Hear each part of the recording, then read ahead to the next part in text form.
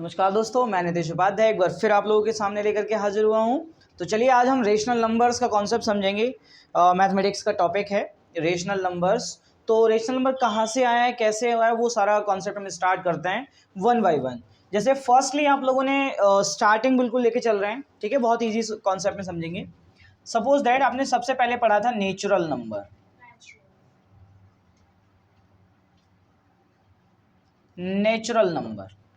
Natural numbers कौन से numbers थे? जो हमारे वन से स्टार्ट होते हैं और इनफाइनाइट तक जाते हैं, ठीक है। वन से शुरू हो रहे थे और इनफाइनाइट तक जा रहे थे। यहाँ पे काउंटिंग वन से स्टार्ट हो जाती है फॉर द नेचुरल नंबर। ये सब सिंपल कॉन्सेप्ट है, आप इजीली समझ पा रहे होंगे एंड नेक्स्ट वन, और ये हमारा इन्फिनिटी तक जाता है। नेक्स्ट सब इसी के बाद सेकेंड पार्ट पे हमारा आता है आपका whole number. Whole numbers whole numbers क्या है, सबसे पहले समझते हैं। ऐसे नंबर्स जो जीरो से स्टार्ट होते हैं। होल नंबर मतलब कंप्लीट नंबर। तो सारे कंप्लीट नंबर जो बनते हैं ना, वो हमारे 0, 1, 2, 3, 4, 5 एंड सो ऑन इन्फिनिटी, यहाँ से बनते हैं, ठीक है। यहाँ तक होपफुली आपको क्लियर हो गया होगा। अब हम थोड़े से और कुछ कॉन्सेप्ट्स की बात समझ लेते हैं। बहुत सारे अलग अलग कॉन्सेप्ट्स हैं इसमें। जैसे सबसे पहले हम बहुत ही छोटे लेवल से, मैंने बताया आपको बहुत छोटे लेवल से लेके चल रहा हूँ तो इजीली आपको समझ आएगा। बहुत छोटा कॉन्सेप्ट है। सबसे पहले हम थर्ड नंबर में पढ़ेंगे इवन नंबर। इवन नंबर्स कौन से होते हैं? ऐसे नंबर्स जो 2 से डिवाइड हो जाते हैं। ऐसे नंबर्स जो 2 से डिवाइड हो जाते हैं वो सारे हमारे इवन नंबर्स होते हैं। जैसे आपका 0, 2, 4, 6, 8 एंड सो ऑन। और ये भी इन्फिनिटी होते हैं। आप मुझे कोई एक इवन नंबर बताइए, मैं उसके नेक्स्ट वाला इवन नंबर बता सकता हूँ। इट्स अ मैजिक, ठीक है। चलिए खैर, मैजिक नहीं है, आपको कंटिन्यूस नंबर मिलते जाएंगे। Next is fourth, odd numbers. Odd numbers कौन से हो जाएंगे? ये वो नंबर्स हो जाएंगे जो हमारे इवन नंबर में नहीं आ रहे हैं, मींस 2 से डिविजिबल नहीं होते हैं, वो सब हमारे ऑड नंबर्स हो जाएंगे। जैसे फर्स्टली स्टार्ट करते हैं 1, 3, आपका 5, 7, 9 एंड सो ऑन। ये भी इन्फिनिटी होते हैं। आप मुझे एक ऑड नंबर बताएंगे, then I will give you a next odd number, ठीक है। So the next number is fifth is even number and prime number. Prime number कौन से होंगे, इस चीज को समझने के लिए हम एक बहुत छोटा सा फंडा समझेंगे। Those number which have only one common factor. या एक और छोटा सा वर्ड बोलेंगे, अगर यहाँ पे ग्रुप ऑफ नंबर्स दे रखा है तो हम उसमें चेक करेंगे उन दोनों नंबर में या 3 नंबर में कोई 1 के अलावा तो कॉमन फैक्टर नहीं है, तो उसे हम प्राइम बोल सकते हैं, ठीक है। लेकिन अगर हम सिंगल डिजिट की बात करेंगे तो ऐसे नंबर्स जिनका कॉमन मतलब वो खुद से डिवाइड होते हों या फिर 1 से डिवाइड होते हों, उन्हें हम प्राइम नंबर बोलेंगे, ठीक है। अभी एक और डेफिनेशन इसी टाइप की आएगी, उसको भी समझेंगे। फिलहाल हम केवल प्राइम नंबर की बात समझें तो यहाँ पे हो जाएगा 1। आपका 1 को हम प्राइम नंबर में नहीं रखते हैं, ये भी याद रखिएगा, ठीक है। हमारे प्राइम नंबर स्टार्ट होते हैं 2 से। 2, 3, 5, 7, 11, 13, 17 एंड सो ऑन इन्फिनिटी। ये भी कहाँ तक जाते हैं? इन्फिनिटी तक जाते हैं। तो ये हमारे प्राइम नंबर्स हो जाते हैं। और यहीं पे 6 नंबर पे अगर हम बात करेंगे प्राइम नंबर के बाद की, तो हमारा नेक्स्ट नंबर आएगा आपका को प्राइम नंबर्स। को प्राइम नंबर्स कौन से हो जाएंगे? अब यहाँ पे एक ग्रुप आ जाएगा, मतलब प्राइम नंबर्स का भी नहीं बोलेंगे हम, एक ऐसा ग्रुप जहां पर हमारा केवल एक कॉमन फैक्टर 1 मिलता हो, means like this 1 and 2, these are coprime. क्यों? क्योंकि इन दोनों के बीच में आपको कोई भी कॉमन फैक्टर नहीं मिलेगा 1 के सिवा, केवल 1 से डिवाइड होते हैं ये, ठीक है। नेक्स्ट अगर मैं को प्राइम नंबर लूंगा तो ये हो जाएगा 2 and 3, 2 and 3, उल्टा हो रहा है यहाँ पे 2 and 3, देख लीजिए, केवल 1 ऐसा नंबर है जो इनका कॉमन फैक्टर है, बाकी अदर कोई नंबर कॉमन फैक्टर नहीं है। तो इस तरह से हम इन्हें कंटिन्यूसली करते जाते हैं, 3, 4 एंड सो ऑन। ये भी इन्फिनिटी तक होते हैं, क्योंकि आप बता नहीं सकते कितने सारे नंबर्स आपके को प्राइम नंबर्स होते हैं। नेक्स्ट आएगा हमारा 7th नंबर। अब हम धीरे धीरे थोड़ा ना कॉन्सेप्ट की तरफ बढ़ते हैं कि हमारा एक्चुअली में कॉन्सेप्ट आपसे बताना क्या चाह रहा है। हम इसको बात इतनी सारी तो पढ़ते जाएंगे तो बहुत 6 में, 3rd में, 4th में आपने ऑलरेडी पढ़ चुकी है, ठीक है, ये सब पढ़ चुके हैं आप। तो अब हम बात कर रहे हैं नेक्स्ट कॉन्सेप्ट की कि इसके आगे क्या होगा, ठीक है। तो हम अब पढ़ेंगे आज इंटीजर्स। ये इंटीजर वाला भी कॉन्सेप्ट आपने 7th क्लास में पढ़ लिया होगा। 7th में कंप्लीट इंटीजर्स आपको समझाया गया है, उसकी जो आपकी प्रॉपर्टीज़ हैं वो भी समझाई गई हैं, एज लाइक एसोसिएटिविटी, एडिटिविटी, ठीक है, डिफरेंट टाइप की जो प्रॉपर्टीज़ हैं वो यहाँ पे समझाई गई हैं आपके 7th क्लास में। तो यहाँ पे इंटीजर्स क्या हो जाते हैं, यहाँ पे समझना है इंटीजर्स एक्चुअली में है क्या। मतलब एक ऐसा होल नंबर्स, वर्ल्ड के जितने भी नंबर्स हैं ना वो सब कॉम्प्लेक्स नंबर को छोड़ करके, कॉम्प्लेक्स नंबर अभी आगे पढ़ेंगे, वो सब 11th 12th के कॉन्सेप्ट हैं, वहाँ पे नहीं जाएंगे। फिलहाल हम इसमें केवल ऐसे इंटीजर्स की बात, मतलब ऐसे नंबर्स की बात कर रहे हैं जो नेचुरल हैं प्लस उनके नेगेटिव नंबर्स हैं। मतलब पॉजिटिव और नेगेटिव नंबर्स का जो कॉम्बिनेशन होगा उसी को हम इंटीजर्स बोलेंगे। मीन्स इंटीजर्स को हम एक नंबर लाइन पर रिप्रेजेंट कर सकते हैं like this is our 0 as the middle number. यहाँ पे हमने मिडिल में 0 मान लिया। इसके लेफ्ट और राइट दोनों तरफ की बात कर लेते हैं। लेफ्ट साइड में जो नंबर्स आएंगे, राइट साइड में जो नंबर्स आएंगे, उन सारे नंबर्स की हम 1 बाय 1 बात करते हैं। तो ये हमारे नंबर्स हो जाएंगे कुछ इस तरह के। राइट साइड में जाएंगे, राइट साइड में 1 2 3 4 5 एंड सो ऑन। इन्हें हम नेचुरल नंबर बोले, केवल इतने वाले, ये हमारे नेचुरल नंबर्स हो जाएंगे, ठीक है। तो यहाँ पे ये हमारे नेचुरल नंबर्स हो जाते हैं। इसको कलेक्ट करेंगे तो ये होल नंबर्स आ जाएगा। और यहाँ की अगर हम बात करें तो ये नेगेटिव नंबर्स हो जाएंगे, -2, -3, -4, -6, माइनस सो ऑन, और भी बहुत सारे नंबर्स होंगे। और यहाँ पे इन सबको हम नेगेटिव नंबर्स बोलेंगे, या नेगेटिव नेचुरल नंबर ही बोल सकते हैं आप। मैं यहाँ पे नेगेटिव इंटीजर बोलूँ या नेगेटिव नंबर्स बोल देता हूँ। फिलहाल हम नेगेटिव नंबर्स की बात कर रहे हैं। यहाँ पे नेचुरल नंबर वर्ड बोला था मैंने, नेचुरल नंबर्स ये आपका, और 0 इंक्लूड रहेगा तो होल नंबर हो जाएगा। अब इस इंटीजर में हम डिफरेंट टाइप के कुछ कॉन्सेप्ट्स को पढ़ते हैं, मतलब 4 टाइप के यहाँ कॉन्सेप्ट पढ़ेंगे। तो फर्स्ट आएगा हमारा पॉजिटिव इंटीजर। पॉजिटिव इंटीजर्स कौन से होते हैं? वो सारे नंबर जो पॉजिटिव होते हैं, वो सारे हमारे पॉजिटिव इंटीजर होते हैं, as like this 1 2 3 4 5 6 and so on. ये हमारे पॉजिटिव इंटीजर्स हो जाएंगे। नेक्स्ट हमारा सेकेंड नंबर पे आएगा negative integers. Negative integers, negative integers में नेगेटिव के जितने भी नंबर्स होंगे नेगेटिव में आ जाएंगे, मतलब नेगेटिव इन्फिनिटी तक कितने हो जाएंगे, like this -1 -2 -3 -4 -5 and so on. ये माइनस इन्फिनिटी तक यहाँ पर रिप्रेजेंट हो जाएंगे। And after that third number एक और होगा, non positive integers. Non positive integers की बात करेंगे। यहां थोड़ा सा कॉन्सेप्ट समझना है आपको कि नॉन पॉजिटिव इंटीजर्स कैसे हो जाएंगे और ये कौन से होते हैं, ठीक है। तुझे नहीं पता कब तक नॉन पॉजिटिव इंटीजर्स?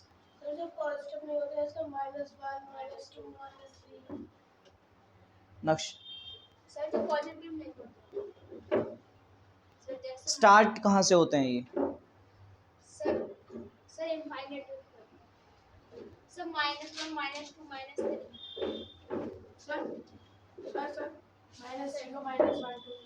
क्या चीज?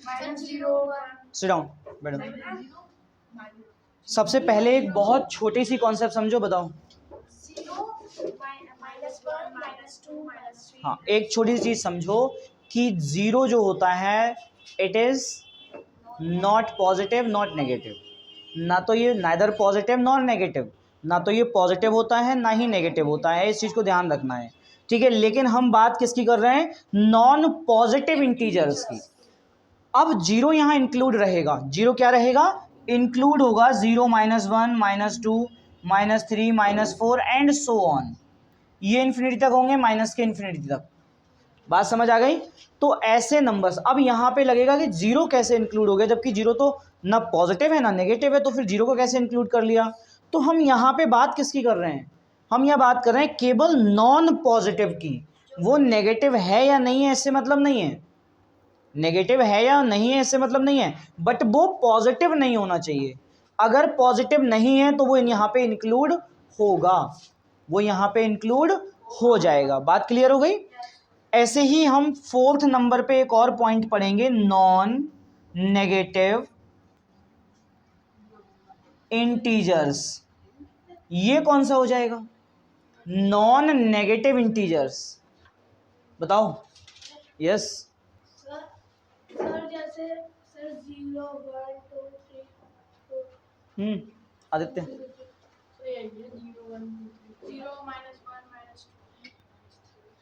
-2 सर जो नेगेटिव नहीं है सर, जैसे सर 0 1 2 3 4 5 बिल्कुल यहाँ भी जीरो इंक्लूडेड होगा, 0 1 2 3 4 5 एंड सो ऑन, और ये इन्फिनिटी तक जाते हैं। कहाँ तक जाएंगे, इन्फिनिटी तक जाएंगे। यहाँ भी वही सेम जीरो इंक्लूड हो गया, कैसे कैसे इंक्लूड हो गया जीरो,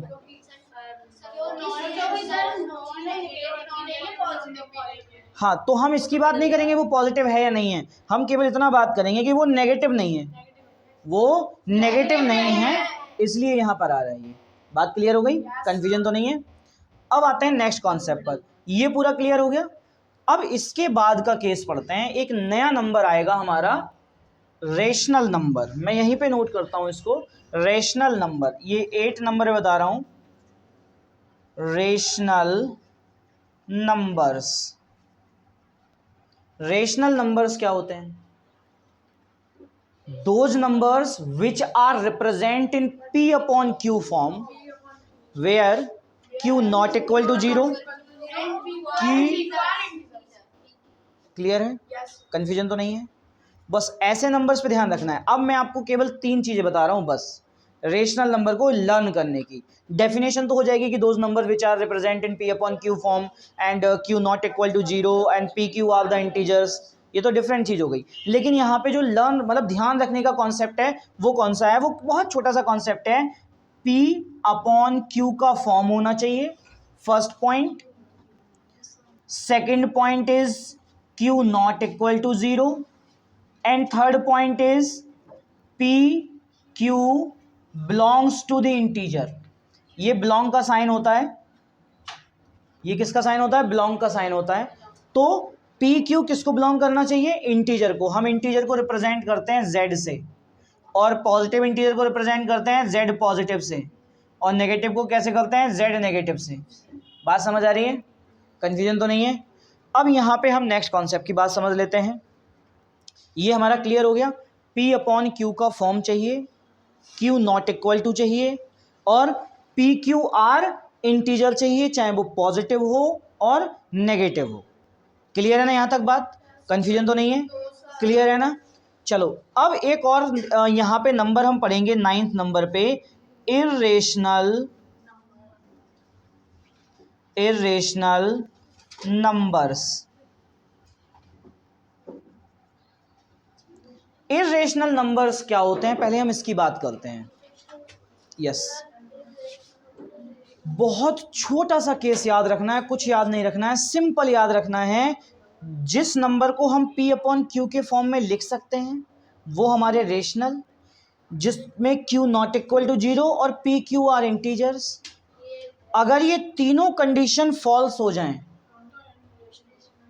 ये तीनों कंडीशन फॉल्स हो जाएं या फिर कोई भी एक कंडीशन फॉल्स हो जाए, वो सारे नंबर्स क्या हो जाएंगे, इर्रेशनल हो जाएंगे। ठीक है, लाइक दिस √3, √2, √5, ठीक है, ये सारे नंबर को जब आप डिवाइड करोगे ना तो इनमें एक तो रिपीटेशन नहीं आएगा। अब याद रखना रेशनल और इरेशनल में एक चीज़ याद रखनी है। सबसे पहले इरेशनल का एक कॉन्सेप्ट होता है, सबसे पहले मैं यहाँ पे बता रहा हूँ, चलो खैर इतना क्लियर हो गया, ये अंडर रूट के होते हैं। एक नंबर और बता रहा हूँ, 0.10 100 100 140 एंड सो ऑन। ये जो नंबर्स है ये नंबर भी क्या हो जाएंगे, ये नंबर इरेशनल होगा। क्यों होगा इरेशनल? क्योंकि ये नंबर देखो जरा अनलिमिटेड जा रहा है आगे तक, इनफाइनाइट टर्म्स तक जा रहा है, लेकिन इस टर्म में अगर मैं देखूं कहीं भी कोई रिपीटेशन तो मिल नहीं रहा है, कहीं भी कोई रिपीटेशन तो मिल नहीं रहा है। जैसे हमने अगर P अपॉन Q के फॉर्म की बात करें, 5 क्या है, एक रेशनल नंबर है। क्यों? क्योंकि हम इसको 1 अपॉन 1 वो 5/1 लिख सकते हैं, 5/1 लिख सकते हैं। ठीक है, इसका मतलब यहाँ पे Q नॉट इक्वल टू 0 है, और P एंड Q क्या है, बिलोंग्स टू इंटीजर है, ये भी इंटीजर है, ये भी इंटीजर है। बात क्लियर हो गई? एक और नंबर आता है 0. अच्छा मैं यहाँ पे एक और नंबर लिखूँ 1/3। 1/3 देखो क्या है, ये रेशनल है, ये क्या है, रेशनल है। बात समझ आई? ये अगर रेशनल है तो ये आएगा 0.3333 and so on, infinite terms तक जा रहा है, इनफाइनाइट टर्म्स तक जा रहा है। इसका मतलब हम इसको रिप्रेजेंट कर सकते हैं एक छोटे से फॉर्म से 0.3। इसके लिए रिप्रेजेंटिंग के 3 तरीके होते हैं, या तो इसके ऊपर स्टार लगा हुआ मिलेगा, किसी बुक में स्टार लगा हुआ मिलता है, कहीं बुक में डॉट लगा हुआ मिलता है, और एनसीईआरटी में आपको बार लगा हुआ मिलेगा। ठीक है, इस वाली फॉर्म को हम इस फॉर्म में रिप्रेजेंट कर सकते हैं, इस फॉर्म को इस फॉर्म में रिप्रेजेंट कर सकते हैं, लेकिन बस ये याद रखना कि यहाँ रिपीटेशन हो तब तो हम इसे रेशनल बोलेंगे। ठीक है, अगर ऐसा नंबर मिल जाए हमें जहाँ पे किसी चीज़ का रिपीटेशन ही ना हो, जहाँ पर किसी चीज़ का रिपीटेशन ही ना हो, तो फिर क्या होगा, तो ये रेशनल इरेशनल हो जाएगा, मतलब ये नंबर क्या हो जाएगा, इरेशनल हो जाएगा। ठीक है, अगर हम √2 को डिवाइड करके चेक करेंगे तो ये कंटिन्यूस डिवाइड होता जाएगा, होता जाएगा, नंबर आता जाएगा, आपसे कभी डिवाइड होगा ही नहीं। मतलब कि ये कभी भी यहाँ पे क्या नहीं आएगा, एक ऐसा नहीं मिलेगा कि इसमें रिपीटेशन शुरू हो जाए कहीं भी जा कर के, किसी भी डिजिट में जा कर के। जैसे एक क्वेश्चन है 9th क्लास में एनसीईआरटी में 1/17, इसको जब डिवाइड करोगे ना तो 16 डिजिट तक चलता जाएगा ये, लेकिन 16 डिजिट के बाद इसमें रिपीटेशन शुरू हो जाएगा, इसमें रिपीटेशन शुरू हो जाएगा। तो ये भी क्या है, एक रेशनल नंबर है। क्यों? क्योंकि 1/7 मतलब P अपॉन Q के फॉर्म में है, Q नॉट इक्वल टू 0 है, और P Q are integers, P और Q आर दोनों इंटीजर्स हैं। बात समझ आई? तो ये भी हमने देख लिया। ठीक है, कन्फ्यूजन तो नहीं है, क्लियर है ना यहाँ तक? अच्छा, अब हम बात करते हैं नेक्स्ट कॉन्सेप्ट की, ये तो क्लियर हो गया। ठीक है, अब बात करते हैं नेक्स्ट कॉन्सेप्ट की। हमारा रेशनल और इरेशनल क्लियर हो गया। एक छोटा सा केस और बता रहा हूं मैं यहाँ पर, अब इन्हीं इस पर और इस पर बेस्ड एक केस ध्यान रखेंगे कि अगर इरेशनल नंबर है तो वो सबसे पहले तो इसे क्या वर्ड बोलेंगे, इसको बोलते हैं नॉन टर्मिनेटिंग। क्या बोलेंगे? Non terminating. और अगर इस तरह का नंबर हो 2/5 तो ये आएगा 0.4, इतना ही आएगा, इससे आगे डिवाइड ही नहीं होगा, तो इसे क्या बोलेंगे, टर्मिनेटिंग। ठीक है, ये वर्ड हमारा टर्मिनेटिंग हो जाएगा, ये नॉन टर्मिनेटिंग हो जाएगा, ये भी नॉन टर्मिनेटिंग रहेगा। ठीक है, तो यहाँ 3 केस याद रखने वाले हैं, इसमें प्रॉपर आ रहा है ना। सबसे पहला है, मैं यहाँ पे इरेज कर लेता हूँ इसको, टर्मिनेटिंग, नॉन टर्मिनेटिंग और रिपीटिंग क्लियर हो गया। रिपीटिंग, यही डिजिट का रिपीटेशन शुरू हो जाए, कितनी भी हो सकती है, 4 डिजिट का भी रिपीटेशन हो सकता है, 5 डिजिट का भी रिपीटेशन हो सकता है, 6 डिजिट का भी रिपीटेशन हो सकता है, रिपीटेशन पे डिपेंड है। तो सबसे पहला याद रखना है टर्मिनेटिंग, टर्मिनेटिंग पॉइंट फर्स्ट हो गया टर्मिनेटिंग, सेकंड हो जाएगा नॉन टर्मिनेटिंग, नॉन टर्मिनेटिंग, और थर्ड हो जाएगा आपका टर्मिनेटिंग। यहीं पे बता रहा हूं मैं अभी, इन्हीं 2 चीज़ों में टर्मिनेटिंग होना चाहिए। अगर टर्मिनेटिंग नंबर है, जैसे मैंने यहाँ पे लिखा था 0.4 हमारा टर्मिनेट नंबर है, क्या है, टर्मिनेटिंग नंबर है, तो ये टर्मिनेटिंग हो जाएगा, रिपीटेशन की बात ही नहीं हुई। सेकेंड नंबर पे। अगर ये नॉन टर्मिनेटिंग है, जैसे ये 0.3333 कंटिन्यूस चल रहा है, इस तरह का नंबर है, तब हम क्या करेंगे, तब ये क्या होगा, तब ये नॉन टर्मिनेटिंग होगा। क्या होगा, नॉन टर्मिनेटिंग होगा। ठीक है, नॉन टर्मिनेटिंग होगा। और प्लस एक चीज और है इसके अंदर, किस चीज की, रिपीटिंग। क्या है, रिपीटिंग। देखो 3 कंटिन्यूसली चल रहा है, ये क्या हो गया, रिपीटिंग हो गया। बात समझ आ गई, कंफ्यूजन तो नहीं है, ठीक। अब हम आते हैं थर्ड नंबर पर। थर्ड नंबर हमारा क्या होगा, ये तो हमारे दोनों नंबर क्या हो गए, रेशनल हो गए। क्या हो गए, रेशनल हो गए। एक हमारा नंबर होगा इर्रेशनल, क्योंकि हमने इर्रेशनल ही पढ़ा है। इसकी केवल एक छोटी सी कंडीशन है जो याद रखना है, एक कंडीशन में ये सेटिस्फाई हो गया। कौन सी वाली, नॉन टर्मिनेटिंग, नॉन टर्मिनेटिंग, और दूसरा non repeating.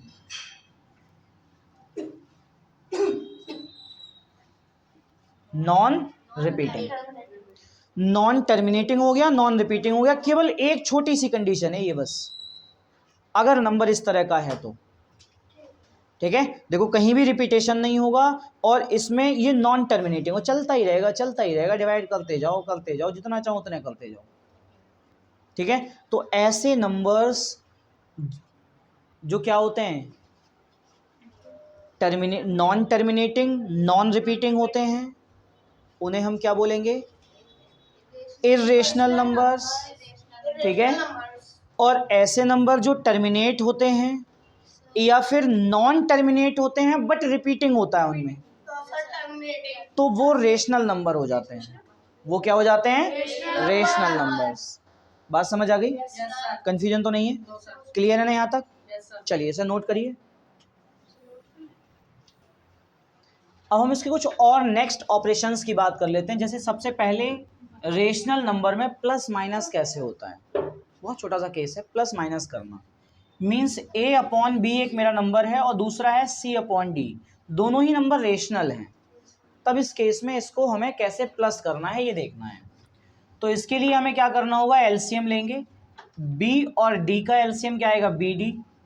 And next one is, अब जब इस तरह का एलसीएम हो जिसमें हमारा b और d दोनों नंबर का मल्टीप्लाई यहां पर आ रहा हो, दोनों नंबर का मल्टीप्लाई अगर यहां पर आ रहा हो, ठीक है, तो डायरेक्टली d की मल्टीप्लाई a से करनी है और b की मल्टीप्लाई c से करनी है, ad plus cb।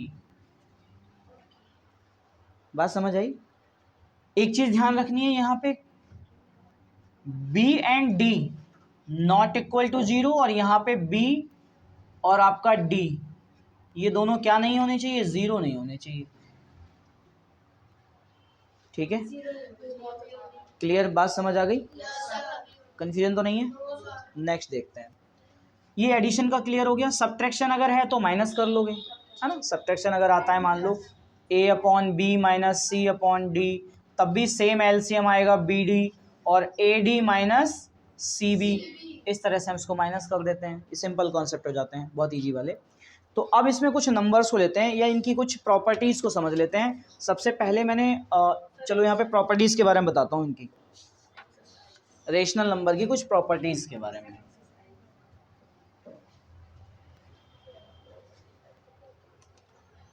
Properties,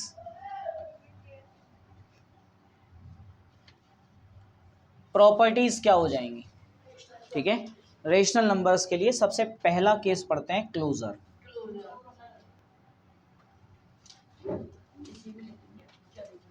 closure property. अब ये क्लोजर प्रॉपर्टी क्या होती है, बांध के रखना, बांध के नहीं रखना है, क्या करना है बताओ। क्लोजर प्रॉपर्टी बहुत सिंपल सा है। हमने जैसे 7th क्लास में नेचुरल नंबर के लिए पढ़ा था या होल नंबर के लिए पढ़ा था, एक चीज़ पढ़ी थी, a plus B is equal to C. मतलब a और b दोनों को अगर ऐड किया जाएगा तो हमारा एक नया नंबर c मिलता है। एग्जैक्ट ही पढ़ा था, एग्जैक्ट सेम यहाँ पे हमें दूसरा भी ध्यान देना है। क्या ध्यान देना है, a अपॉन बी, ये for the rational number, for the rational numbers. Rational number के लिए क्या प्रॉपर्टी होगी, ए अपॉन बी प्लस यहीं पे मैं दूसरा नंबर ले लेता हूँ सी अपॉन डी, जिसको हम अभी प्लस करके आए थे, A D plus C B upon B D, यही लाए थे। ये हमारा एक न्यू नंबर बनेगा। क्या बन जाएगा? न्यू नंबर बन जाएगा। बात समझ आ रही है? अब जैसे सपोज दैट मान लीजिए यहाँ पे मैंने लिखा 2/3 प्लस 3/4, इस तरह से लिख लेते हैं, कोई भी नंबर लेते हैं रैंडमली। ठीक है, मेरा रैंडम नंबर हो जाएगा। तो एलसीएम कितना आएगा? 12 आ जाएगा। क्यों? 3 4 जा 12, दोनों ही को प्राइम है। कौन से नंबर हैं? समझ आ रहा है? क्यों है को प्राइम?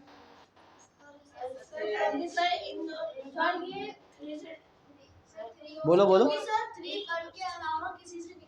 नहीं, 3 बन के अलावा 3 से भी तो कटता है।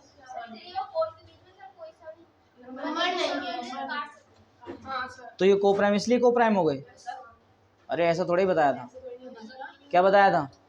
इन दोनों का कॉमन फैक्टर 1 है ओनली। कितना है? ओनली 1 है, इसलिए ये क्या है? को प्राइम है। बात समझ आ गई? तो यहाँ 3 से डिवाइड कर दोगे, 3 4 जा 12, यानी 2 × 4 प्लस 4 से डिवाइड करोगे 3 आएगा, 3 × 3 इज इक्वल टू, ये तो हो गया 8 + 9 और ये अपॉन में 12 हो गया। दोनों का मल्टीप्लाई प्लस करोगे 17/12, ये आंसर हो गया। यानी हमारा ये नया नंबर एक आ गया 17/12। ये क्या है? थर्ड नंबर है। ये क्लोजर प्रॉपर्टी क्लियर हो गई। एक और प्रॉपर्टी आती है जिसको हम कभी फॉलो नहीं करते, हमेशा है ना, क्वेश्चन को छोड़ देते हैं ऐसे ही, जाए चलते रहो ऐसे ही, है ना। ये आती है सेकंड प्रॉपर्टी, कम्यूटेटिविटी।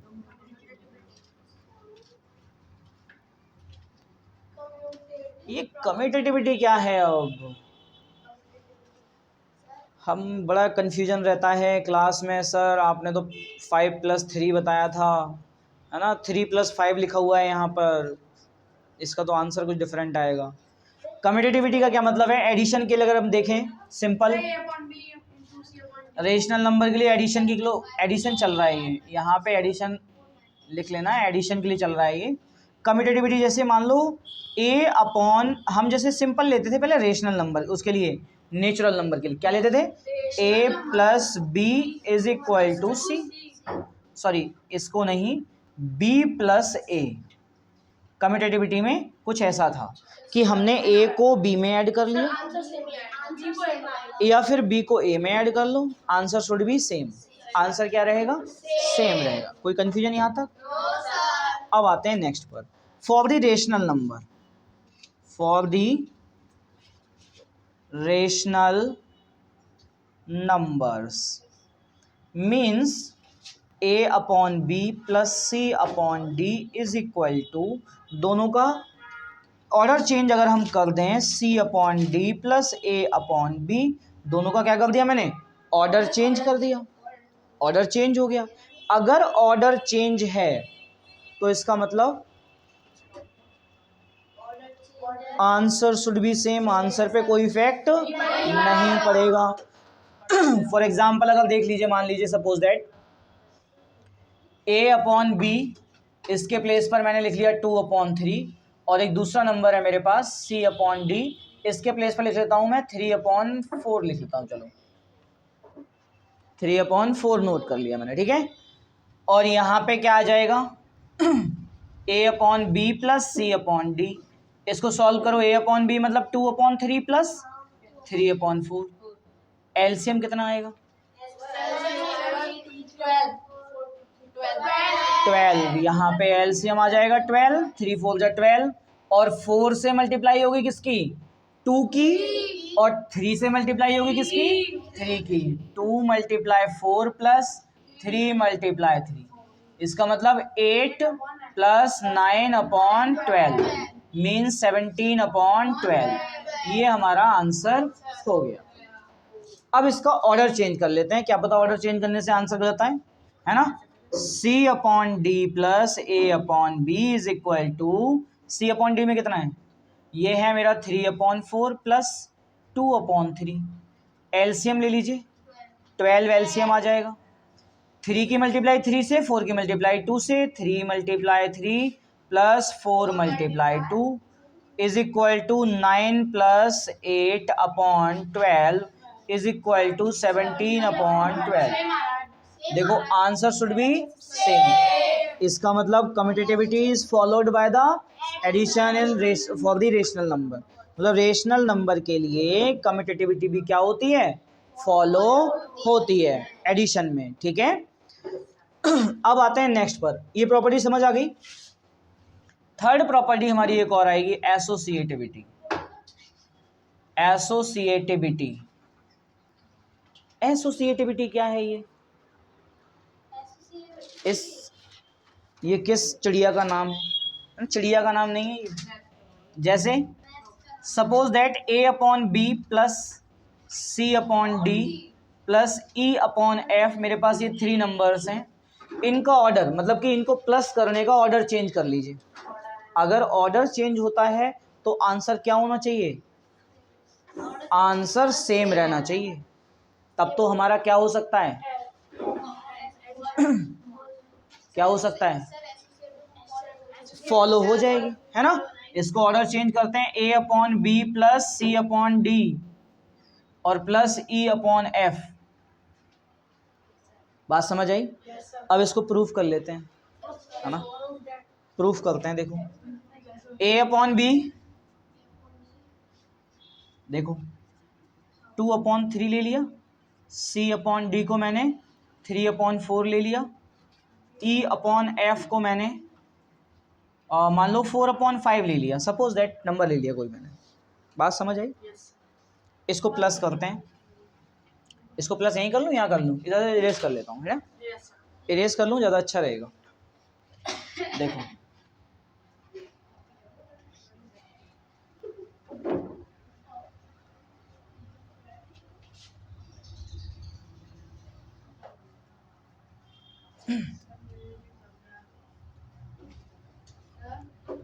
देखो नेक्स्ट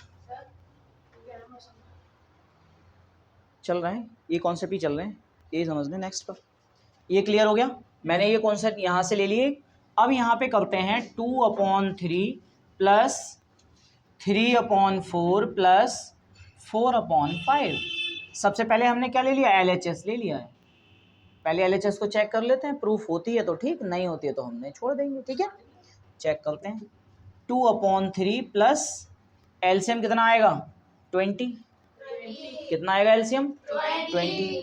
5 से 3 की मल्टीप्लाई प्लस 4 से 4 की मल्टीप्लाई कितना हो जाएगा? 2 अपॉन 3 प्लस ये कितना आएगा? 15 अपॉन 16 अपॉन 20 और यहाँ पे आएगा 2 अपॉन 3 प्लस 31 अपॉन 20।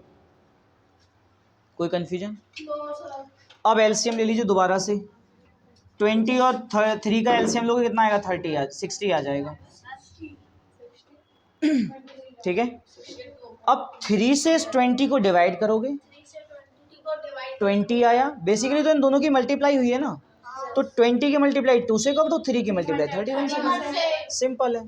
तो यहाँ मल्टीप्लाई करो, 2 की मल्टीप्लाई 20 से और प्लस 31 की मल्टीप्लाई 3 से कितना हो जाएगा?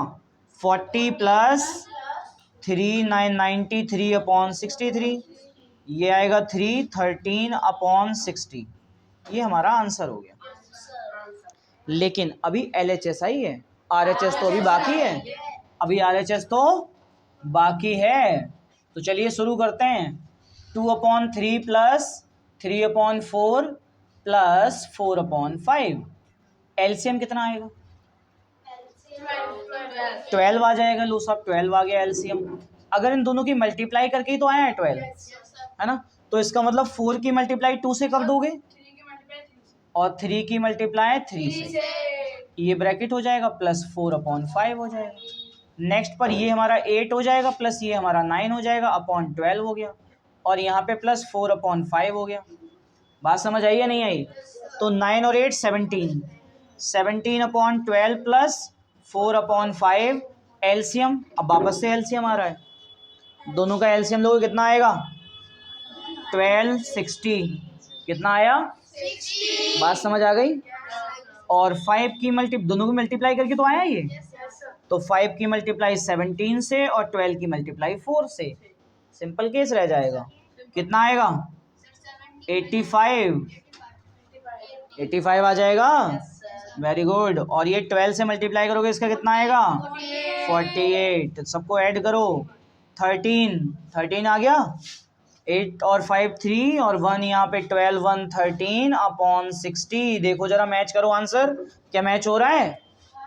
बिल्कुल मैच हो गया। इसका मतलब एसोसिएटिविटी भी रेशनल नंबर के लिए क्या होती है? एडिशन में फॉलो होती है। क्लियर बात समझ आ गई? कंफ्यूजन तो नहीं है? अब आते हैं नेक्स्ट कॉन्सेप्ट की तरफ। ये तो हमारा क्लियर हो गया एसोसिएटिविटी के लिए। अब एक प्रॉपर्टी और पढ़ते हैं, ठीक है? देखते हैं जरा। ये मैंने एसोसिएटिविटी को यहां से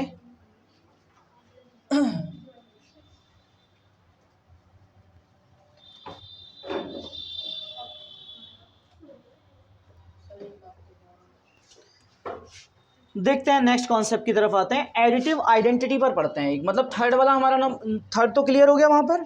ये फोर्थ प्रॉपर्टी आ गई हमारी, एडिटिव आइडेंटिटी। एडिटिव आइडेंटिटी क्या है? बड़ा कंफ्यूजिंग भरा क्वेश्चन आ गया आपको। एडिटिव आइडेंटिटी कैसे बनानी है? बहुत सिंपल सा केस है। एक चीज ध्यान रखनी है कि हमारे लिए कोई एक ऐसा नंबर लेना है। क्या लेना है? एक ऐसा नंबर लेना है, बहुत छोटा सिंपल सा, जिसमें हम ए को किसी ऐसे नंबर में ऐड करें कि हमारा आंसर ए आ जाए, या फिर उस नंबर में हम ए को ऐड करें तब भी हमारा आंसर क्या आना चाहिए? ए ही आना चाहिए। अब ऐसा नंबर एडिशन के लिए कौन सा हो जाएगा? समझ आ गया? केवल जीरो अकेला ऐसा नंबर है जिसको ए में प्लस करोगे तब भी ए आएगा, और उस जीरो में ए को प्लस करोगे तब भी ए आएगा। ये तो हो गए हमारे इंटीजर्स के लिए। अगर हमारा रेशनल नंबर आ जाए तब, for rational numbers, rational number के लिए क्या हो जाएगा? जैसे सपोज दैट मेरे पास एक नंबर है a अपॉन बी प्लस कोई नंबर ऐड करने पर यहाँ पे आंसर यही रहना चाहिए, या फिर कोई नंबर यहाँ पर और इसको भी क्या करें किया जाए? a अपॉन बी को उस नंबर में ऐड कर दिया जाए, तब भी आंसर सेम रहना चाहिए। आंसर पर कोई इफेक्ट नहीं होना चाहिए। Then what is the number? Very good. ये नंबर हमारा क्या हो जाएगा? 0। मीन्स 0 में आप कुछ भी ऐड कर लीजिए, उस नंबर पे कोई इफेक्ट नहीं पड़ेगा। मतलब नंबर में ऐड कर लीजिए या 0 में ऐड कर लीजिए, ठीक है? अच्छा, दूसरी यहाँ पे एक फिफ्थ प्रॉपर्टी और पढ़ेंगे हमारी। फिफ्थ प्रॉपर्टी कौन सी है? Additive inverse. Additive inverse. Additive inverse क्या है? ये एडिटिव इनवर्स क्या है? हम एडिटिव इनवर्स की बात कर लेते हैं। मतलब कि हमें जैसे यहाँ पे देखा था कि किसी नंबर में कुछ ऐसा ऐड किया जाए कि आंसर पे कोई इफेक्ट ना हो, तो हमने 0 ले लिया। बट अगर मान लीजिए सपोज दैट मेरे पास एक नंबर ए है, इसमें मैं कोई नंबर ऐड करूं कि मेरा आंसर जो है वो एडिटिव आइडेंटिटी आ जाए, मतलब 0 आ जाए, ऐसा कोई नंबर ऐड करना है। बताइए क्या हो सकता है? क्या हो सकता है? -a। तो हमने इसमें क्या अप्लाई कर दिया? -a। Any confusion? -a को a में प्लस करिए, 0 आंसर आ जाएगा, ठीक है? या फिर -a में आप प्लस कर दीजिए a को, तब भी आंसर क्या आ जाएगा? 0 आ जाएगा। बताओ बात समझ आई या नहीं आई? अब एक और चीज समझते हैं। ये तो क्लियर हो गई बात। एक और छोटी सी चीज आएगी इसमें। सपोज दैट, ये तो यहां तक हो गया for the rational number, rational numbers. जैसे a अपॉन बी में मैं क्या चीज प्लस करूं कि आंसर मेरा 0 आ जाए, या फिर चलो खैर यही बताओ पहले, क्या मैं a प्लस बी में ऐसा कौन सा नंबर है जिसको मैं इसमें प्लस कर दूं तो आंसर एडिटिव आइडेंटिटी हो जाए? -a upon B. Very good, होशियार हो रहे हो तुम लोग। अब -a अपॉन बी, बात समझ आ गई? इसको अगर हमने ऐड कर दिया जाए, इसमें कर दिया तो कितना हो जाएगा? 0 हो जाएगा। कितना हो जाएगा? 0। Exact same minus A upon B plus A upon B, तब भी हमारा क्या हो जाएगा? 0 हो जाएगा। क्या हो जाएगा? 0 हो जाएगा। ठीक है, बात समझ आई? बताओ। नहीं, बी पर माइनस नहीं आएगा, केवल हमें एक ही माइनस चाहिए, है ना।